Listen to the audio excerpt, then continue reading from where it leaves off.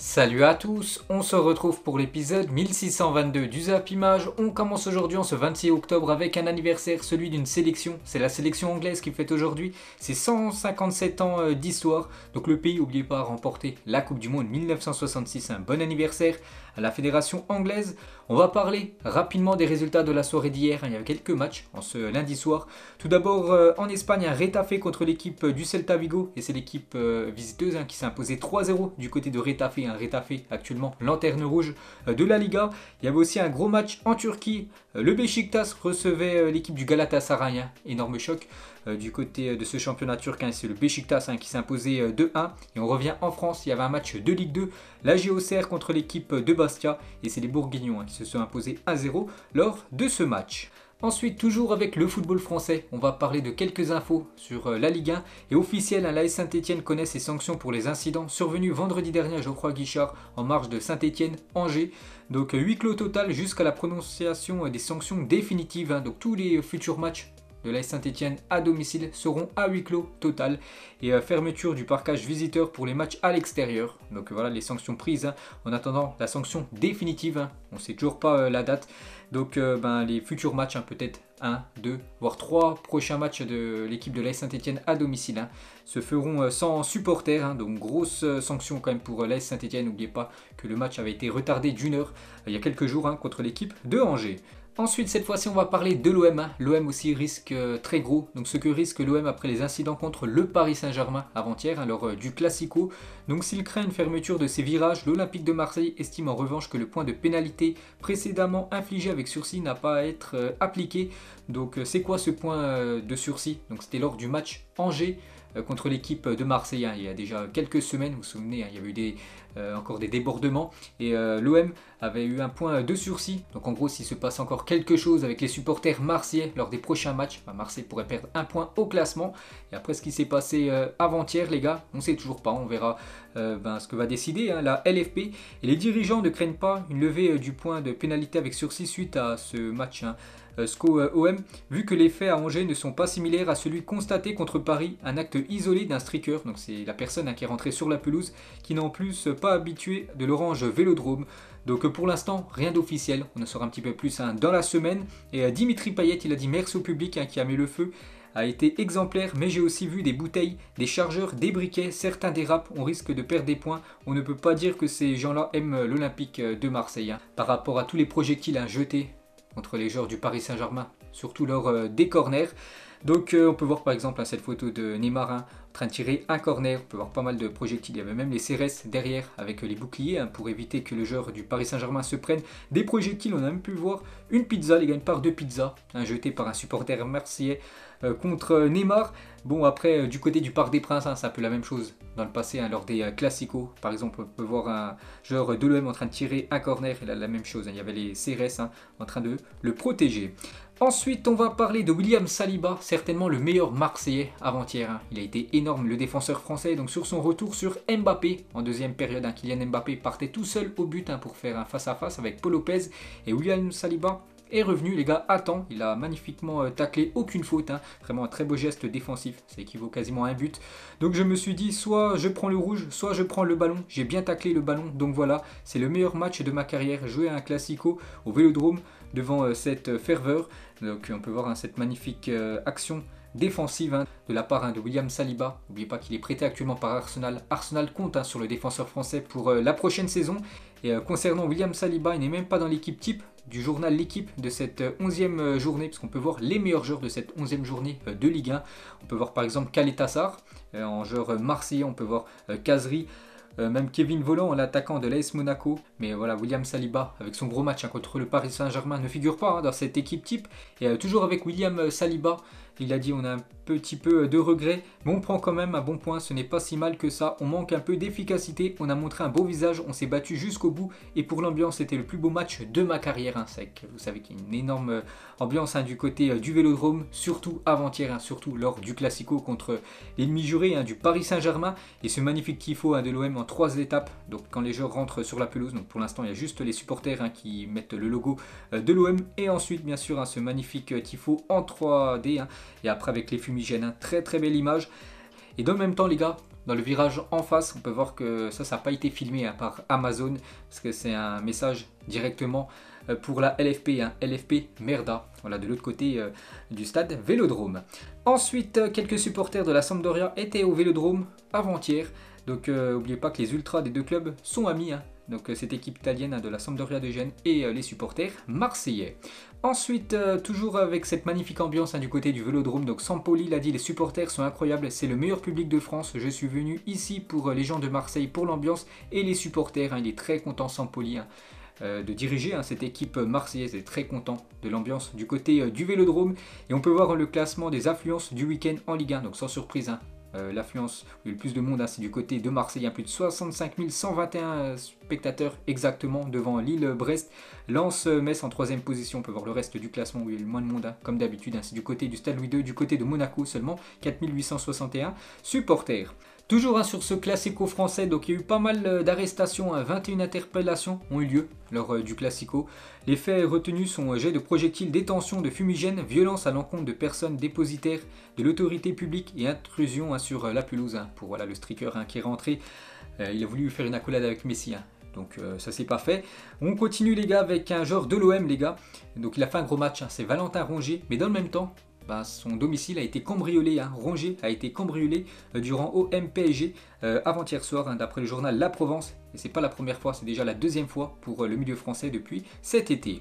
Toujours avec l'Olympique de Marseille, donc le futur match de Marseille, c'est dès demain les gars, ce match à rejouer Nice contre l'équipe de l'Olympique de Marseille. C'est demain à 21 h du côté de Troyes, donc le match aura lieu à huis clos, il n'y aura aucun supporter.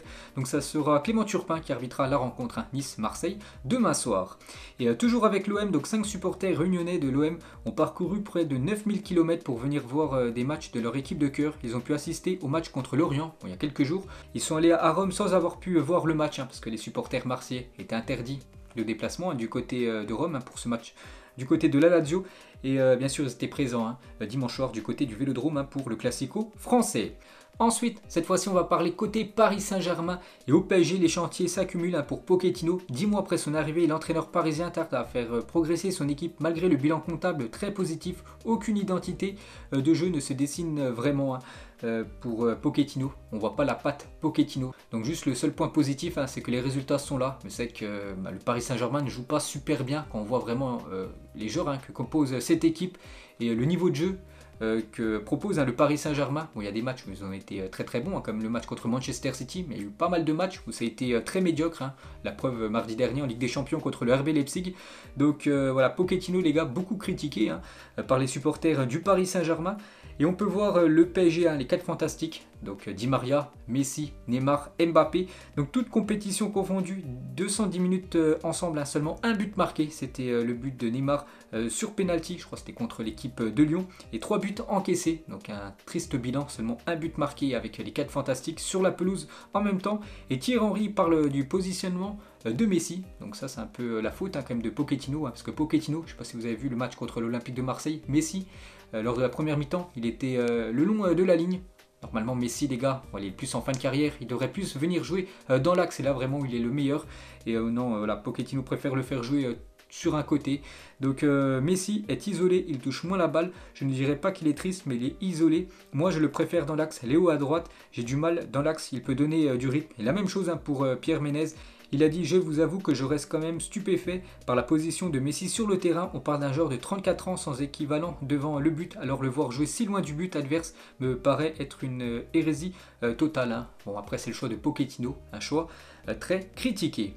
Ensuite, regardez le programme de la journée. Donc cette semaine les gars, aujourd'hui, demain, après-demain, il y a 2 championnats qui jouent, donc le championnat espagnol et le championnat italien. Donc la Ligue 1 reprend dès le week-end qui arrive.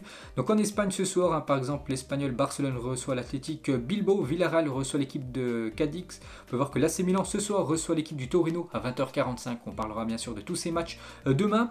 On revient les gars 7 ans jour pour jour en arrière et l'attaquant uruguayen Luis Suarez faisait ses débuts sous le maillot barcelonais. En 283 matchs, l'Uruguayen a inscrit quand même 198 buts du côté du FC Barcelone. Il a remporté 4 fois la Liga, 4 fois la Coupe du Roi, 2 Super Coupes d'Espagne, une Ligue des Champions, une Coupe du Monde des clubs et une Super Coupe d'Europe. Énorme bilan quand même pour Luis Suarez du côté du FC Barcelone. Et lui et ses 2 amis du côté du Barça avant, donc Messi et Neymar, Il composait bien sûr la MSN, l'un peut-être le meilleur trio de l'histoire du football. Et les stats de Luis Suarez depuis le début de sa carrière sont monstrueuses. Plus de 820 matchs, 512 buts et 274 passes décisives pour l'attaquant Luis Suarez. Toujours avec lui, il parle du Ballon d'Or. N'oubliez pas que le Ballon d'Or, les gars, c'est dans quasiment un mois qu'on connaîtra le vainqueur. Il a dit: je pense que Léo mérite d'être le Ballon d'Or parce qu'il a connu une année spectaculaire sur le plan personnel. Il a été sacré meilleur buteur de Liga. Il a gagné la Copa América en terminant meilleur buteur et meilleur passeur de cette Copa América. Donc pour Luis Suarez, le grand favori, c'est son grand copain Léo Messi. Et d'après les bookmakers anglais, donc d'après les sites, on peut voir les cotes par rapport au vainqueur du Ballon d'Or. Et le grand favori, c'est Léo Messi. Il a une cote de 1,75 pour remporter le Ballon d'Or. Robert Lewandowski, une cote à 2,50. Ensuite, c'est Jorginho, une cote à 8. Mohamed Salah, une cote à 12. Kanté, une cote à 14. Karim Benzema, une cote à 16 pour pouvoir remporter ce Ballon d'Or. Ensuite, on va parler du FC Barcelone annonce la création de la Maradona Cup en hommage à l'Argentin. N'oubliez pas qu'il nous a quitté l'année dernière, c'était exactement le 25 novembre 2020, ça va faire bientôt un an. Donc à cette occasion, les Blaugrana affronteront l'équipe de Boca Juniors. Donc le match est prévu le 14 décembre prochain à Riyad, donc c'est en Arabie Saoudite, c'est officiel. Donc voilà les gars, le FC Barcelone jouera contre cette équipe de Boca Juniors pour rendre hommage à Maradona. Toujours avec l'équipe du Barça, quelques mauvaises nouvelles. Une petite bonne nouvelle à la fin quand même. Donc absent depuis plus de 3 semaines, Pedri aurait ressenti une gêne au quadriceps de sa cuisse gauche. Il devrait passer une IRM pour évaluer la gravité de sa blessure. Donc c'est qu'il est blessé depuis déjà quelques semaines, Pedri. Donc du coup, le muscle de Pedri n'a pas encore cicatrisé correctement. Il devrait retarder d'1 mois son retour à la compétition. Donc en gros, il devrait être de retour début décembre. Pedri qui manque beaucoup actuellement.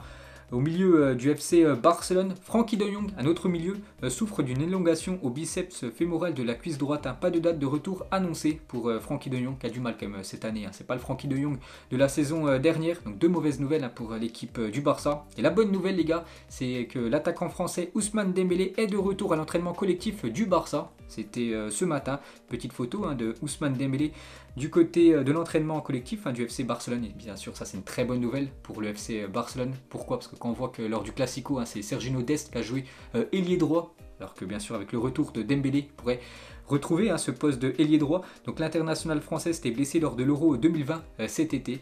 Donc de retour très proche sur les pelouses pour Dembélé. C'est aussi une bonne nouvelle pour l'équipe de France. Et toujours avec lui, on peut voir qu'il fait la une aujourd'hui du journal Mundo Deportivo. Offensive pour Dembélé, le Barça donne un mois pour convaincre le joueur qu'il est un élément clé pour la reconstruction de l'équipe et qu'il doit renouveler son contrat. N'oubliez pas que la fin de son contrat c'est en 2022, donc l'année prochaine. Et du coup, le Barça aimerait prolonger Ousmane Dembélé. N'oubliez pas que le joueur français, c'est toujours pas s'il va prolonger ou non du côté de Barcelone. Il est arrivé en 2017. Il y a surtout des autres équipes qui aimeraient l'avoir, dont une équipe en Angleterre qui a beaucoup d'argent maintenant. C'est l'équipe de Newcastle qui pourrait lui proposer un contrat en or. Ensuite, on va parler d'un autre joueur qui évolue dans le championnat brésilien, c'est Vinicius Junior. Et André Cury, recruteur brésilien, il a dit Vinicius était un culé. Donc culé les gars, en gros, c'est un surnom de supporter du FC Barcelone en Espagne. Donc il a pleuré de joie quand le Barça a battu le Paris Saint-Germain 6-1. C'était un culé. Donc voilà ce qu'a dit ce recruteur brésilien que Vinicius Junior, les gars, c'est un grand fan du FC Barcelone contre le Barça. En 2017, avait fait cette magnifique remontada contre le Paris Saint-Germain. Donc il avait pleuré de joie, le joueur Vinicius Junior. Mais actuellement, il est bien du côté du Real Madrid. Cette jeune pépite, et l'évolution de Vinicius Junior au Real Madrid. En 11 matchs cette saison, il est déjà quasiment impliqué sur autant de buts que lors de sa meilleure saison, c'était en 2018-2019. Où il avait été impliqué sur 12 buts, donc 4 buts et 8 passes décisives en 31 matchs. Alors que là, en 11 matchs, il est déjà impliqué sur 7 buts et 3 passes D. Donc actuellement, les grâce à un grand Vinicius Junior, il fait une grosse saison. Par rapport aux saisons précédentes, on peut voir qu'il a passé un cap. La jeune pépite brésilienne. Et il fait la une aujourd'hui du journal AS en Espagne. Vinicius, superstar, meilleur dribbleur, efficacité proche de celle de Benzema. 3e joueur le plus rapide d'Europe. Le Brésilien est devenu un des joueurs majeurs de la Liga. Vinicius Junior est encore très très jeune. Et bien sûr, c'est l'avenir de cette équipe du Real. Ensuite, direction l'Angleterre, on va parler de Manchester United. Vous savez que Manchester United avant-hier a pris une sacrée raclée à domicile à une Manita contre l'équipe de Liverpool 5-0. Donc CR7 il a dit c'est de notre faute, il a dit ça sur son compte Instagram. Seulement la nôtre parce qu'il n'y a personne d'autre à blâmer. Nos fans ont été incroyables dans leur soutien constant, ils méritent mieux que cela, bien mieux et c'est à nous de rendre l'appareil. C'est maintenant, voilà, de retrouver le niveau de Manchester il y a quelques semaines, parce qu'actuellement c'est très médiocre ce que proposent les Red Devils. Paul Pogba les gars sur Instagram, n'oubliez pas qu'il a joué seulement 15 minutes, donc c'est lui qui est à l'origine du 5e but concédé par Manchester. Il a aussi pris un carton rouge quelques minutes après, donc un match oublié pour le milieu français. Pas le temps pour s'apitoyer sur notre sort, réveillons-nous, repartons de l'avant et rendons les prochains jours meilleurs.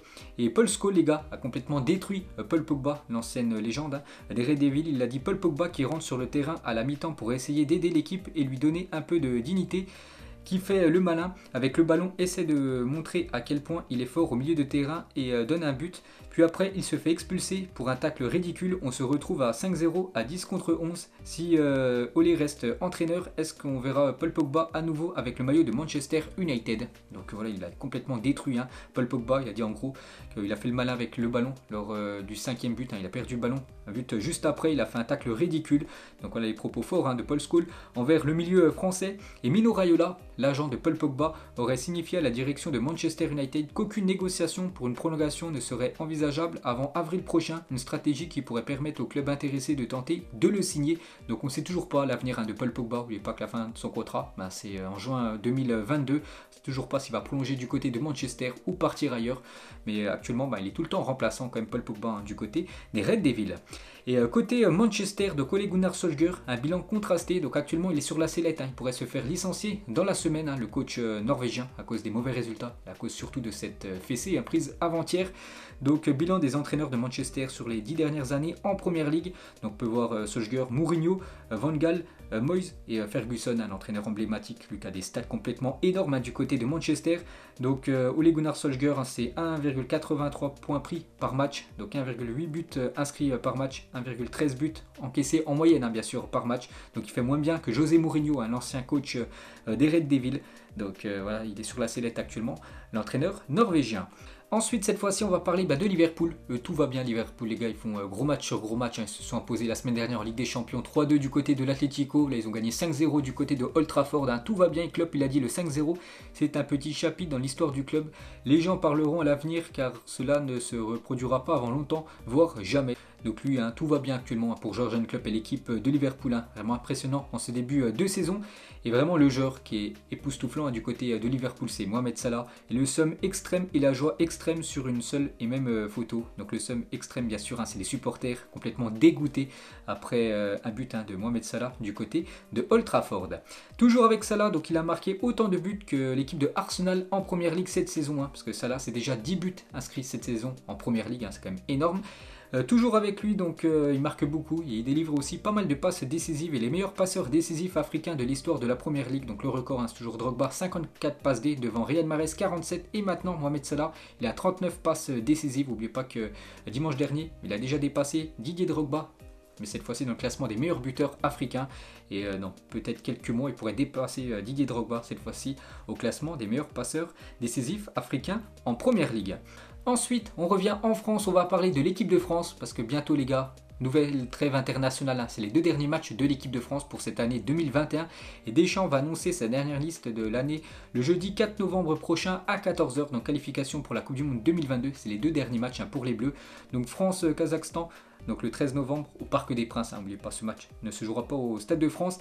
Et ensuite, ça sera un déplacement du côté de la Finlande. Donc je crois si la France s'impose contre le Kazakhstan, la France, ça sera officiel.